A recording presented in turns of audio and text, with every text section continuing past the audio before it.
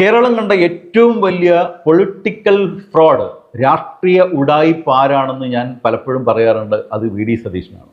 അത് ഞാൻ പറയുമ്പോൾ പലരും കമൻറ്റിൽ അതിനെ വിമർശിക്കാറുണ്ട്, തെറി പറയാറുണ്ട്. അവരോടായിട്ട് പറയുകയാണത് ഏറ്റവും അവസാനത്തെ ഉഡായിപ്പും പുറത്ത് വന്നിരിക്കുന്നു. നാളെ ജൂൺ 15 നാളെയാണ്, അതായത് കഴിഞ്ഞ മാസമാണ് പ്രഖ്യാപിച്ചിരുന്നത്. പക്ഷേ നാളെ മുതൽ സ്ത്രീകൾക്ക് KSRTC ഓർഡിനറി ബസ്സുകളിൽ മാത്രം സൗജന്യ യാത്ര. അതിനുവേണ്ടി ഏകദേശം മാസം 60 കോടി രൂപ ചെലവ് വരും, വർഷത്തിലെ ഏകദേശം 800 കോടി രൂപ ചെലവ് വരും എന്നൊക്കെയാണ് പത്രസമ്മേളനത്തിൽ വി.ഡി. സതീശൻ തള്ളിമറിച്ചത്. എന്നാൽ നിലവിൽ ഈ പറയുന്ന കണക്ക് പ്രകാരം 60 കോടി രൂപ ചെലവ് വരുന്ന ആ പദ്ധതി അതിൻ്റെ 10 എന്ന് വെച്ചാൽ വെറും 6 കോടി ചെലവിലേക്ക് ചുരുക്കുന്ന ഒരു ഉഡായിപ്പുമായിട്ടാണ് ഇപ്പോൾ വി.ഡി. സതീശൻ വന്നിട്ടുള്ളത്. എന്ന് വെച്ചാൽ ഓർഡിനറി ബസ്സുകൾ, നിലവിലുള്ള എത്ര ഓർഡിനറി ബസ്സുകളുണ്ടോ അത് 10% കുറയ്ക്കുക. ഇന്ന് തലസ്ഥാന നഗരിയിലടക്കം KSRTC ബസ്സുകളിൽ സ്റ്റിക്കർ ഒട്ടിക്കുന്ന പരിപാടിയാണ്.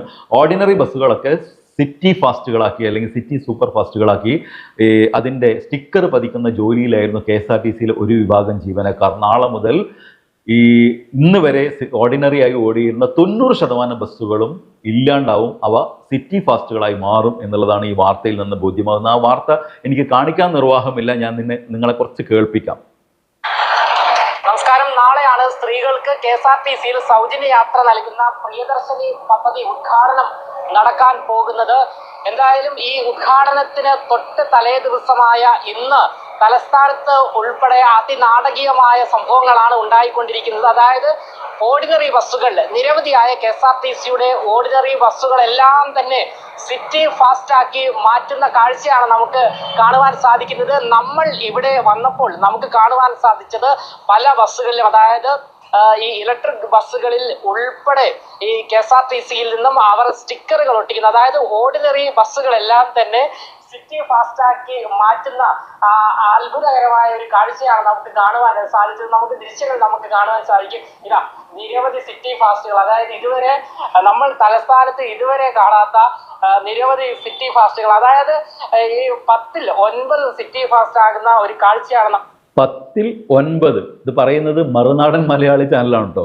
ഒരിക്കൽ മറുനാടൻ മലയാളി ചാനലിലെ എന്താണ് അദ്ദേഹത്തിൻ്റെ പേര്, അയാൾ ഈ വി.ഡി. സതീശനെ ഇന്റർവ്യൂവിന് അവസാനം വി.ഡി. സതീശൻ പറയുന്നത്, ഒരു സഹോദരനെ പോലെ എൻ്റെ ഉള്ളിലുള്ളതൊക്കെ പുറത്തെടുത്തു, ഞാനെല്ലാം പറയേണ്ടി വന്നു എന്നുള്ള രീതിയിൽ. അങ്ങനെ മനസാക്ഷി സൂക്ഷിപ്പുകാരനായിട്ടുള്ള ഒരാളാണ് ഇപ്പോൾ ഈ വാർത്ത പുറത്തു വന്നത്. കാണുവാൻ സാധിക്കുന്നത് വിരലിൽ എണ്ണാവുന്ന ബസ്സുകൾ മാത്രമാണ് നിലവിൽ ഇപ്പോൾ ഓർഡിനറി ബസ്സുകളായി ഉള്ളത്.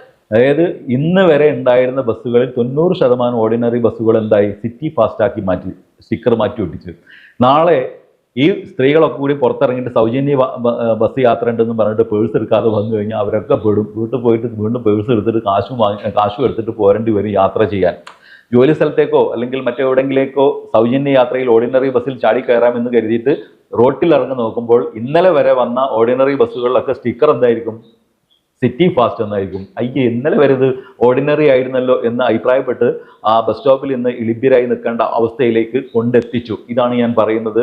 ഇയാളെപ്പോലെ വലിയ രാഷ്ട്രീയ ഫ്രോഡ് എന്ന് വെച്ചിട്ടുണ്ടെങ്കിൽ രാഷ്ട്രീയ കപടൻ കേരളം കണ്ടിട്ടില്ല. കേരളം നല്ല ഒരുപക്ഷെ ഇന്ത്യ കണ്ടില്ല. അത്രയും വലിയ രാഷ്ട്രീയ കപടനാണ്. അധികാരത്തിൽ വരാൻ വേണ്ടിയിട്ട് പല ഉഡായിപ്പും കാണിക്കുന്ന കൂട്ടത്തിൽ പറഞ്ഞൊരു ഉഡായിപ്പാണിത്. ഞാൻ ഇന്നലെ മറ്റു ചില വീഡിയോസ്, അതായത് UDFൻ്റെ പ്രൊഫൈലുകൾ തള്ളിമറിച്ചിരുന്ന ഒരു കാര്യം ഞാൻ പറഞ്ഞിരുന്നു. നിങ്ങൾ പലരും ആ വീഡിയോ കണ്ടിട്ടുണ്ടാവും. അതിൽ ഞാൻ പറഞ്ഞ കാര്യം, സ്ത്രീ സുരക്ഷാ പെൻഷൻ നിലവിൽ കൊടുത്തുകൊണ്ടിരുന്ന സ്ത്രീ സുരക്ഷാ പെൻഷൻ ഇയാൾ അധികാരത്തിൽ വന്നതിന് ശേഷം, വി.ഡി. സതീശൻ മുഖ്യമന്ത്രിയായതിനു ശേഷം കൊടുത്തിട്ടില്ല. 170 കോടി രൂപയാണ് സ്ത്രീ സുരക്ഷാ പെൻഷൻ കൊടുത്തിരുന്നത്. 17 ലക്ഷം സ്ത്രീകൾക്ക്, അതായത് BPL കുടുംബങ്ങളിൽപ്പെട്ട 35-നും 60-നും വയസ്സ് ഇടയിലുള്ള സ്ത്രീകൾക്ക് കൊടുത്തിരുന്നത്.